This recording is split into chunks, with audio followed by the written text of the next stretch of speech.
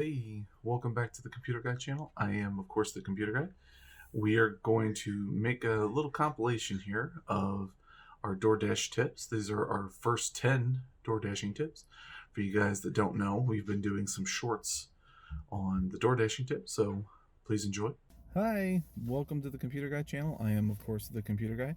I figured while I am sitting here waiting to pick up a dash, I will tell you guys about a new series that I'm working on. Some tips and stuff to help ease into door dashing. I know a lot of people have a lot of questions. This series is hopefully going to answer as many as possible. I hope you guys will stay tuned, and we'll see you in the next video. The first tip that I would recommend if you're going to do this full time, try and have at least 2 phones. Prepaid is always an option. From my experience, you don't use a lot of data when you're door dashing. So getting a plan that doesn't require a lot of data, 5 gigs is more than enough. As far as which carriers to go, that's going to depend on your area. It does come in handy because there are times that you're just far enough away and then you can use hotspot from your backup, or if you have DoorDash on your other phone, just log into it. It's just going to increase your odds of being able to reliably finish your orders. And that's a huge thing. That's how you get paid. And we will see you guys in the next video. Yes, we are still in line. I'm going to pump out these tips as much as I can. I recommend for a lot of you newer people, go ahead and sign up for the DoorDash Direct, and it's especially for you guys that don't have a bank account or anything like that. They can act as a bank. It's also nice because every time you finish a dash, it deposits the money from the dash right into that. They offer a way to integrate Apple Pay and Google Pay, so you can actually, as soon as you finish a dash, you can use your phone to make purchases while you're waiting for a physical card. You can move the money to your bank account. If you do this route with the direct, you can move it anytime you want to. You can just say, hey, X amount of dollars, send over to my bank account. It'll take a few days, but it'll send it over there. Definitely a really good tip. We'll see you in the next video, guys. It's tip time. Yes, I'm still in line. As much as I love chicken places, I love them, love going to them. I don't love picking up for them for DoorDash. When you mean chicken places, KFC, Church's, Raising Cane's, Popeyes, all of them, good food. I'm not knocking any of the food or anything. I have never gone to one that justified the time waiting to get food from them. That's my tip. No chicken places. It's DoorDash tip time. Yep, I've got another tip. Pay attention to the notes. Pay attention to the surroundings as well. Because if you're looking at front doors and the GPS is trying to tell you to take the back door, ignore it. DoorDash tip, as well as kind of an update. So DoorDash has been implementing an hourly rate here. It is definitely recommended if you can do it. If you want to take advantage of the time, you need to already be in the area you wish to do it by time. It's just an option. You'll see where it says the dash now, just above that description. Let me know, guys, in the comments. Do you want me to do a detailed description, I guess, explaining what the differences is and why the time seems to be better? Let me know. Give this a thumbs up too. Thanks so much, guys. Here's the door dashing tip for you guys. So I've had a little bit of a discussion with some people using bags. My opinion is twofold. So I think that they are needed. First of all, the distance. Second of all, it looks more professional. It definitely does. For you to show up and it's in an insulated bag, I don't care if it says door dashing or not. They don't care. As long as it's in a bag, it shows them a sign of respect. My tip, use a bag. So we're back with another DoorDash tip. I know, we're not in the car. We figured we'd change it up.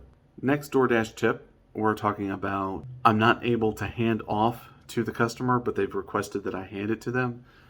My tip for this is, as if you see by the time you park your car and you're getting ready to meet them, I would say instantly hit that can't hand them. And especially in the winter time, so you're not standing out there knocking 3 times and ringing the doorbell 100 times and ringing their Ring doorbell 1,000,000 times. By the time you leave your car and walk to the front door, you've already cut at least a minute off of that time. So you're only really standing there for 4 minutes or so. But yeah, I've had to do that several times. And I'm very thankful that I have, because for whatever reason, they don't want to come to the door. If you don't want us to meet you at the door, don't ask us to hand it off. That's all I can say. And that's my tip. Back again for another DoorDash tip, I see. Good.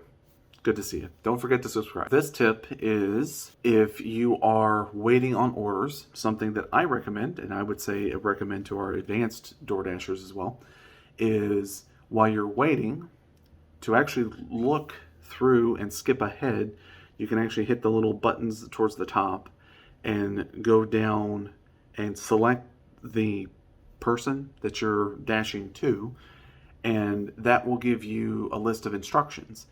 I would go ahead and do that while you're waiting on picking up the order.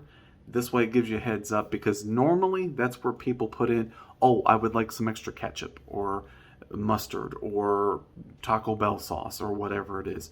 They'll generally put that stuff in there, and you'll see it there while you're waiting, and not, oh, I'm leaving now and I'm in the, like Taco Bell, and you're leaving the drive-through after just picking it up, and you can't really yell back at the person in the, it doesn't work.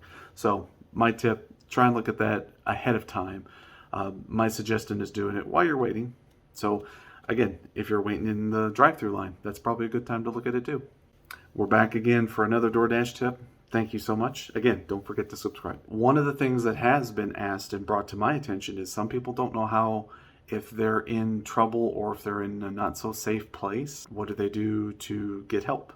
So there is an option. It's the little shield upper right corner. Sometimes it's when you're on a dash, it's selecting the option, very similar place while you're on the dash, to click and say that you're not in a safe place, or if you don't feel safe, gives you a few options.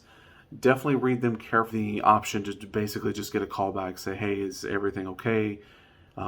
Is there a problem? Blah blah blah. And if they don't get a response, then they use your location to send somebody out to assist. So definitely stay safe out there, guys. Back once again for more DoorDash tips. Thanks so much for coming back. And don't forget to hit the like and the subscribe button. So this door dashing tip is talking with some other dashers that actually use box or something to use as like a divider in your car to help keep things upright, to keep things sectioned off and separated, so that obviously if there's some special needs stuff, allergies that they're not touching and stuff like that. I have picked up an order like that. Making sure that they are staying separated. Order stuff from Amazon and just use some of those boxes. But yeah, that's my tip.